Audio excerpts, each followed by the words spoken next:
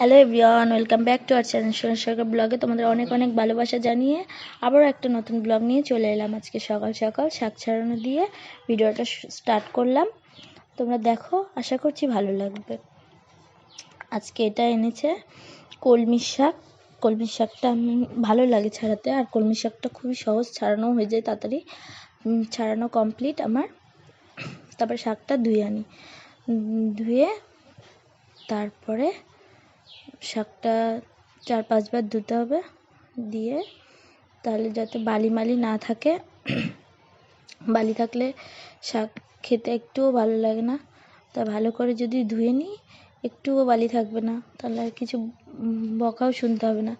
তাই আমি বেশি বেশি করে ধুয়ে নিই। আমার বালি থাকেও না, তাও বললাম যে যদি বালি থেকে যায় তখন বকাটা তো আমাকেই খেতে হবে। তাই আমি ভালো করে ধুই। দাদা বলছে কি অতবার ধুতে হবে না, তাড়াতাড়ি করতো, বিরক্তিকর। আমি বলছি না, যদি বারবার না ধুই না, তখন বালি থাকবে, তখন তুই বলবি যে বালি আছে, তুই ধুয়েছিস তার জন্যে, মা ধুলে আর এরকম হতো না। দিয়ে শাকটা ধোয়া কমপ্লিট হয়ে গেছে। এবার মাছটা তোমাদেরকে দেখাচ্ছিলাম, মাছটা ধুচ্ছি। এবার মাছটা ছাড়াবো। মাছে আঁশটে ছাড়িয়েছে, তাও থাকে না একটু, সেই মাছের আঁশগুলো ছাড়াচ্ছি। ভালো করে ছাড়িয়ে নেব মাছের আঁশগুলো। ছাড়ানোর পর দেখি আবার মা কি বলে করতে, সেটাই করব। মাছের আজকে আবার একটু মাছের দেখছি তেলও আছে। মাছের তেল খেতে আমার বেশ ভালোই লাগে। আবার মাছের পটকাও আছে, পটকাটাও আমি খেতে ভালোবাসি। কে কে মাছের পটকা খাও অবশ্যই কমেন্ট করে জানাবে। দিয়ে ছাড়াচ্ছি আর দাদার সঙ্গে গল্প করছি। দিয়ে মাছের প্রথমবার সেই যে জলটা বেরোয়, সেই জলটা বেশি নোংরা বেরোয়, তার জন্য ওই জলটা দূরে ফেল দিয়ে আসলাম। দিয়ে এখন আবার ভালো করে ধুলেই মাছটা ধোয়া আমার কমপ্লিট হয়ে যাবে। দেখি তারপরে মা কি বলে। মাছটা এবার ভালো করে ধুয়ে নিচ্ছি।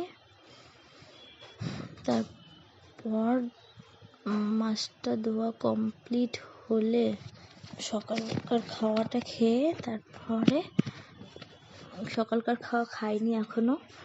এখন ওই 10টা মতো বাজে।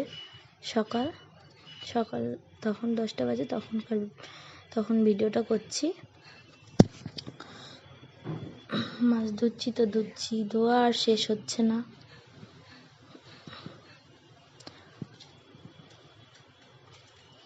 এই তো আমার মাছ ধোয়া কমপ্লিট হয়ে গেল। এবার মা বললো কি তাহলে আজকে রুটি করব, একটু আটাটা মাখবি। আমি বলছি ঠিক আছে। আটাটা প্রথমে চেলে নিলাম, তারপরে আটাটা মাখা হয়ে গেল। তারপরে ওই জায়গাটায় অনেক ময়দা পড়ে গেছিলো, সেই ময়দাটা ভালো করে পরিষ্কার করে জাত দিয়ে নিলাম জায়গাটা। দিয়ে আমার শাক কাটতেও ভালোই লাগে। দিয়ে আমি বললাম মা শাকটা কাটবে, বলছে ঠিক আছে কাট। তারপরে কেটে নিলাম। তারপরে পাশের বাড়ি পুজো হয়েছিল, দিয়ে আমাকে প্রসাদ খেতে ডাকলো, দিয়ে প্রসাদ নিয়ে আসলাম। প্রসাদটা খাবো এবার। তোমাদের ভিডিওটা ভালো লাগলে অবশ্যই লাইক কমেন্ট